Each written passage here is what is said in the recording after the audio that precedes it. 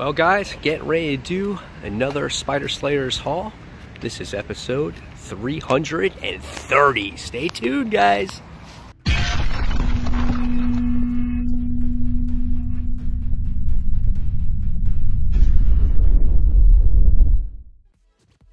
Fans, welcome back to Comic Book Corner 2.0, and fans, you're back with me, Mike Spider Slayer, getting ready to do Spider Slayers comic book haul.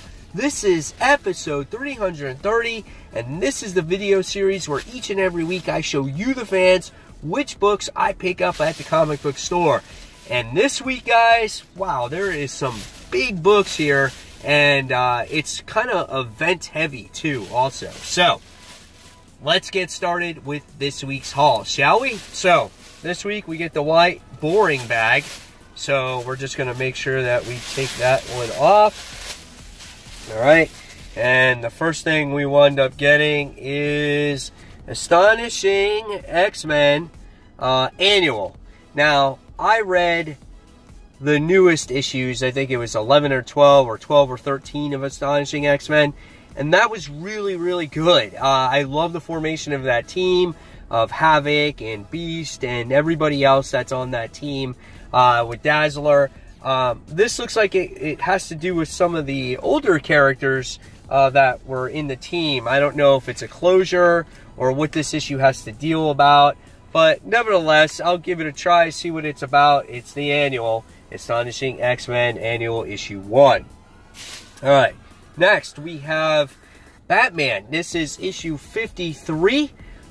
This continues that Mr. Freeze story where Bruce Wayne is part of the jury and he's convincing the rest of the jury that Batman is not the hero that everyone thinks that he actually is. The artwork is quite different in this particular story arc, but nevertheless, excuse me, got a cold here. It is a pretty good story, and I can't wait to see how this issue actually concludes the story and how, you know, Bruce continues to deal with the whole Selina Kyle situation. So this is Batman issue 53. Next, new book from Image Comics. This is called Crowded, issue number 1. Totally forgot what the heck it was about. It looked interesting. I know it's about maybe some kind of app with supervillains or people that you, I don't know, hire. It sounds like Ant-Man type of style book when Nick Spencer wrote it, so that's why I kind of picked it up. Interesting artwork though when you see inside the arc, but it's definitely a very creative idea to make this app to hire bad guys or whatever it is. So I wanted to see the story here. I wanted to see what it was about. So this is Crowded issue number 1. Next, it is Damage, issue number 8. It's a pretty cool cover. As you can see, Damage, he looks like he's falling through like an elevator shaft or something like that. That's insane. And so here in the last issue, he wound up actually getting rescued, I guess, because he came to shore. So now he probably doesn't know where he is. He's got these mercenaries that are still after him. So again, I want to see more character development from our main person here, because I feel like there's not quite enough, and there's a lot of like, let's fight this supervillain, let's fight this supervillain, and then let's get these mercenaries that are chasing him. So we'll see how the story progresses when it comes to Damage. Again, this is issue number 8. Alright, next, really one of my favorite series right now. Mark Waid is currently writing it. This is Doctor Strange. This is issue number 4. He currently has the Time Stone in this from the last issue, and he actually mind swiped his comrade here to forget about that he even has the Mind Stone. Very interesting story. It doesn't necessarily focus so much on the magic, but it's great overall storytelling. It doesn't bog you down with exposition. It's really a great book. Hopefully you guys have had a chance to catch up with it. So this is Doctor Strange. This is issue 4. Next is the Ice Cream Man from Image Comics. Ice Cream Man is still quite an interesting book. It still has these little tales of these people that are suffering from the hands of the Ice Cream Man, But it looks like now we have, like, a good guy here. Like, the Ice Cream Man actually has an enemy, and we're slowly getting introduced to him. But the tales that you read here about the Ice Cream Man and all these situations that happens to these people, it's quite interesting, and I like it. And it might look like maybe we get a backstory of the Ice Cream Man. I don't know, or if this is some other guy that kind of looks like him. So I really want some more depth about who the Ice Cream Man is, maybe where he came from. So I don't know, we'll see. So this is Ice Cream Man issue number 6. Next, we have the continuation of Injustice 2. This is issue 32. This has been a great story as it has dealt with the Red Lanterns. Starro is an actual Red Lantern. You have all the other Green Lanterns that have their little starfishes on them going against the Green Lanterns. And this has been a lot of fun. I love it because it's just like a Green Lantern book. It's the Green Lantern book that I'm actually not reading. Booster Gold's in it. So it's good stuff. I really like it. And Sinestro's a Green Lantern in this story too. So this is Injustice 2, issue 32. I don't know what's going on in this cover, but it's Magic Order issue 3. Yep. I don't know. I have no idea. But this is a good story. Mark Millar's putting together a good story with all these sorcerers and magicians and how they're eliminating all these other main sorcerers as well in this family. It looks like they're going to have to try to stop these bad guys. Really nice art. Last issue we saw one of the wizards that got like drowned in a taxi cab, and now they have to recover from that. So yeah, good stuff here. So I love Magic Order. Great book. If you haven't checked it out, you might be lucky to check it out because they said it's not going to be reprinted at all. So this is issue 3. Next is the continuation of Manifest Destiny. This is issue 36, Lewis and Clark era. That's when this book actually takes place. There's some crazy stories in here that have to deal with, you know, the people that are going crazy against each other. They come across crazy creatures. It's just a crazy book overall, too. The story, however, has dragged on a little bit for me at this point. I want something a little bit different in this story. You know, I want to go back to the more horror elements as they've been dealing with mainly the crew. So hopefully it turns around a little bit. So this is issue 36. All right. Next, we have the Peter Parker Spectacular Spider-Man issue 308. Looks like it has to deal with Sandman here. It's a really nice looking cover as you get to see Peter on top of, like, which I guess is the Sandman because you see part of his shirt there. And he has his sandcastle and his umbrella. It's like, oh, hey, it's a day at the beach, you know? So really cool stuff there for the cover. Zdarsky is leaving this book, in case you guys didn't know that. We're going to be getting a new creative team very shortly. I think it's by October. Or November when we're going to get this new creative team. The artwork is kind of off here. It's not its traditional artist, so it's a little bit different. So, yeah, not my style of art, but we'll see how this story pans out. So, Peter Parker, Spectacular Spider-Man, issue 308. Next, we have Tony Stark's Iron Man. This is issue 3, or otherwise known as 603 if you follow the legacy numbering. Very 70s-like style of artwork here of all these different colors and Iron Man falling from the back. It looks like Buck Rogers. That's what it kind of reminds me of, if you guys know what Buck Rogers is. Last issue we had Rhodey kind of suffering from a post-traumatic syndrome when it comes with him being in the War Machine armor. And this time now he's fighting in this machine that Tony Stark wound up getting back. So we got to see the character development of that. But the story doesn't have a real serious plot yet. So I'm interested to see where it goes. There's some small things going on with Machine Man and Jocasta. So we'll see how those characters develop as well. So this is Tony Stark Iron Man. This is issue number 3.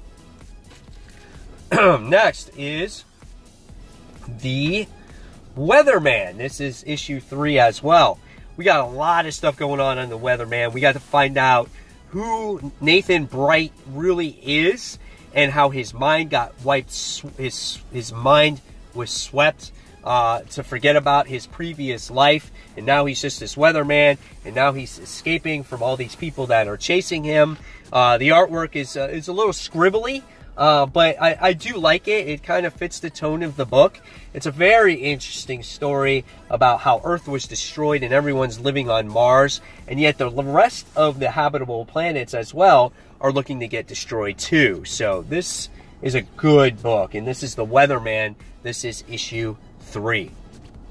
All right, next. Pretty big book if you're a Brian Michael Bendis fan, because we get the release of Pearl. This is the same creators that created Jessica Jones. Are we going to get another Jessica Jones-esque type of book here? Kind of seems that way, because when you look at the artwork, it's very much the same thing as Jessica Jones when you see that. The one thing I noticed about DC Comics paper these days is it's more like paper, not so much like glossy magazine art, and I like that style. Your hands can grip it better. They don't smudge on the pages. So really cool. Going to be very interesting to see what this book is about and how it's different from Jessica Jones, but the art is so similar. So this is Pearl, issue 1. All right, now we're talking about some event crap here going on, right? First things first is we have Infinity Wars, issue 2. Now, the secret about this cover is there's 2 covers made for this book. One still has Gamora masked, okay, with a Requiem character. And there's very few covers that have Gamora unmasked that has Gamora's face on it. I got one of those copies. They put it in my box for me. There was about 50 other copies of this book. There wasn't one other one that had Gamora's face on it. So this is a more rare copy of Infinity Wars issue number 2. So I'm happy to have that book. So Infinity Wars, Mike Deodato Jr.'s artwork is really good here. Just showing you artwork because I don't want to really look at it. This is a awesome looking book overall, and I cannot wait to see the outcome. We got to see Peter Quill get killed in the last issue, and we wind up getting to see Gamora obviously reveal herself that she was the character that killed Thanos. So this is Infinity Wars issue 2 with the rare cover. All right, so continuing on with our events, we have the Edge of Spider-Geddon, issue 1. It's here, guys. It is here. That's right. Edge of Spider-Geddon. We have Punk Spider on there, and he's back. And so we're going to see how this event kind of kicks off. We get to see some cool artwork in there as we get to see some battling going on. So yeah, very much interested to see what happens in this. This looks like the same artist as who did Venom for a while. So yeah, so Spider-Geddon issue 1, or Edge of Spider-Geddon issue number 1. All right, next, the all-new next big X-Men epic event starts right here. This is Extermination issue 1. The mutants are getting exterminated. We've never seen that before, right? So what's this one have to be about? I don't know, but it has all our X-Men in there. Will this X-book feel like an X-book because all the X-Men are actually in it? I'm not sure. I think this is a weekly story. So I don't remember if it's a weekly or not. I don't remember at all. But there's a lot of action going on in this particular book. So we'll see what happens, why the X-Men are getting exterminated, and if this is worth your hard-earned cash. So this is issue 1. Look for a review on that. Look for a review on Spider-Geddon. Look for a review on Infinity Wars. And so next I got a new book this week, which I wasn't going to pick up, but I had to pick this up because this was Weapon H issue 6, the variant cover, J. Scott Campbell, the return of the boob window. That is right, from Sue Storm. You know, if there's anybody that can draw Sue Storm and the rest of the crew, it's J. Scott Campbell with Sue Storm's boob window. This is straight from the 90s. I love this cover. this just brings back so much memories, and it kind of makes you feel like, hey, this is what the Fantastic Four would look like now if if they were drawn this way from the 90s idea. So I had to get that cover. I thought it was hysterical. And now the big issue of the week, the book that I picked up, was X-Factor, issue 6, the first appearance of Apocalypse. It's in pretty good condition. Again, store credit used to pay for it, so it didn't cost me nearly that much at all, which I'm very happy to get. I don't see this book too often, so when I saw it, I had to pick it up this week. And really, really excited to add this into the collection of comic books for me. So, yes, X-Factor, the first, I guess, full appearance of Apocalypse. So, there you guys have it. There are the comics for the week. Hopefully you guys enjoyed. Now it's your turn in the comments below to tell me what you picked up for the week. And as always, fans, if you like this video, give it a thumbs up, subscribe to the channel, and don't forget to hit that notification button. And guys, thank you so much for watching. And until that next comic book review, this is Mike Spider Slayer signing off. I'll see you real soon, guys. Bye.